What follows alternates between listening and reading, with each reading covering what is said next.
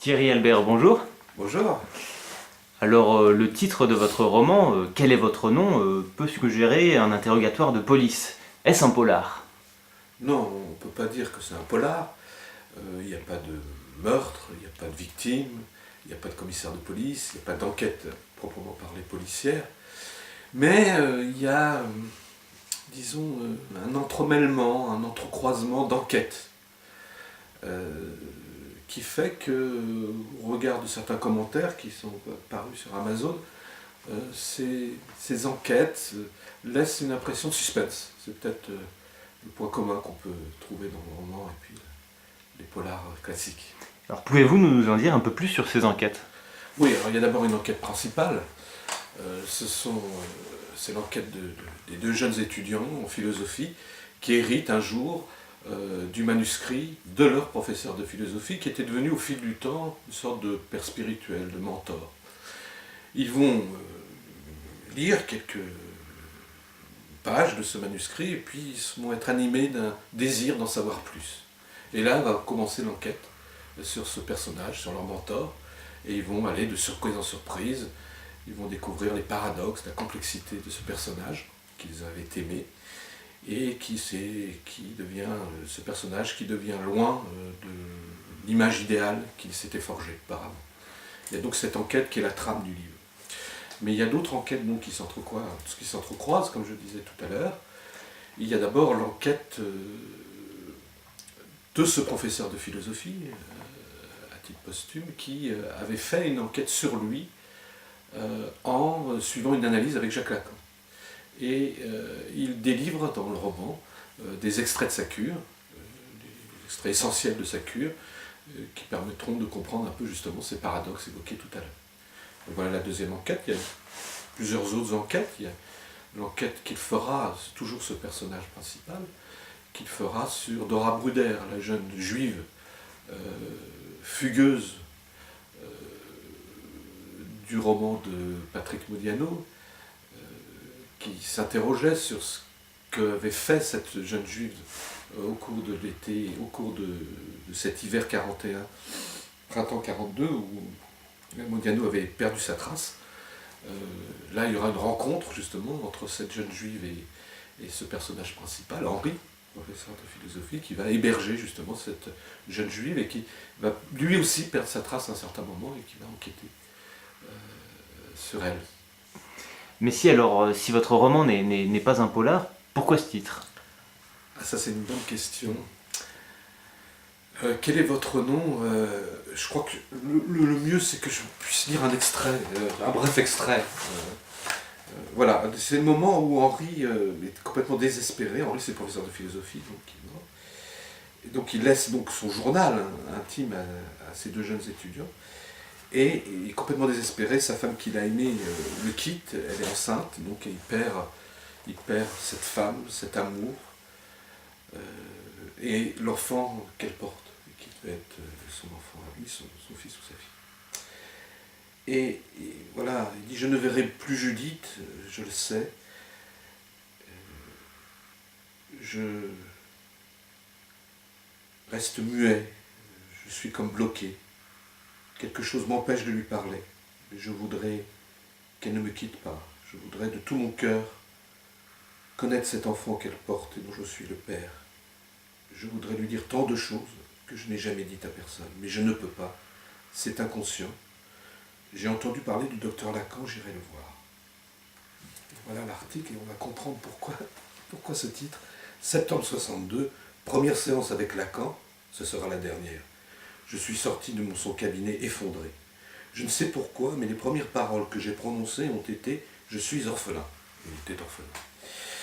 À la suite de quoi le docteur Lacan m'a regardé fixement pendant de longues secondes avant de me lancer « Quel est votre nom ?» Voilà, c'est la première phrase, la première question du docteur Lacan, sa première séance de psychanalyse qui va être déterminante pour qu'Henri, ce professeur de philosophie, puisse comprendre ces paradoxes, ces répétitions, ces turpitudes. Alors vous avez été professeur de philosophie vous-même, vous avez été docteur en pharmacie, vous exercez aujourd'hui la psychanalyse. Alors quelle a été votre ou vos motivations pour écrire ce roman? C'est aussi une très bonne question. Je crois que c'est essentiellement, je crois que c'est d'avoir vu mon père vouloir écrire, commencer à écrire son histoire, mais c'était trop violent, je pense, pour lui, ça l'a ramené sans doute à des souffrances trop importantes, et à un certain moment, il a déchiré tout ce qu'il avait écrit. Donc je crois, ce désir d'écrire est venu en essayant de continuer ce qui avait été interrompu.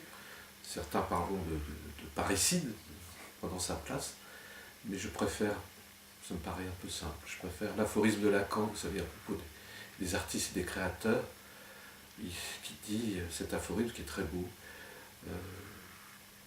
Il se passe du nom du Père, bien qu'il s'en serve. Oui, je crois qu'effectivement, j'ai voulu, vouloir, c'est peut-être pas le mot, parce que c'est pas une décision de la raison, mais ça s'est passé comme ça. Je pense que je me suis passé du nom du Père, bien que je me suis resservi. Quelles ont été vos sources d'inspiration aussi? Mon père, évidemment, l'histoire de mon père, mon histoire, mais aussi et surtout Patrick Modiano.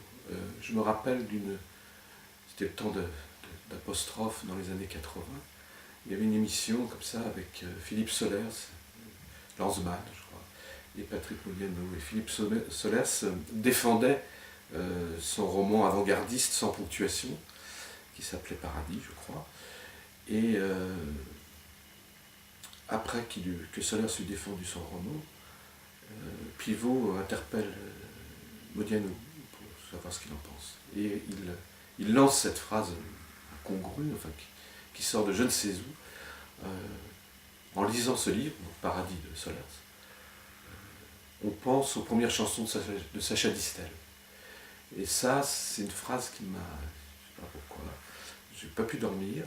Et le lendemain, j'ai pas acheté Paradis, mais j'ai acheté Une jeunesse, qui était le livre de Modiano, et une semaine après, j'avais les 7 livres qu'il avait déjà écrits sur ma table de chevet, et j'ai jamais quitté ce romancier. Dans ses romans, je retrouve l'écho de cette étrangeté familière de mon être, et j'ai jamais quitté. Et son livre de Dora Brunner m'a beaucoup touché pour différentes raisons, j'en parle évidemment. J'ai imaginé une suite à son bouquin. J'ai été très présomptueux, mais j'ai osé. Alors à quel public s'adresse votre roman? Bien, finalement, à toutes les personnes qui sentent en eux quelque chose qui cloche. Voilà. Ils sentent des répétitions comme ça, ils ne savent pas. Des répétitions, ils sont englués, ils se demandent qu'est-ce qui se passe, quoi. Quelque chose qui déconne, voilà, c'est ça. Et je crois que ça peut leur parler et peut-être leur donner des échos de solutions. Ça peut beaucoup leur parler. Tous ceux qui sont englués qui veulent en savoir un peu plus sur leur comportement, sur leur vie. Ils sentent qu'il y a quelque chose c'est beaucoup de gens. Ça. Avez-vous d'autres romans, d'autres écrits en préparation? Oui. Alors, c'est le temps, si vous voulez, de ma vie où justement la vie, rencontre la nécessité d'écrire.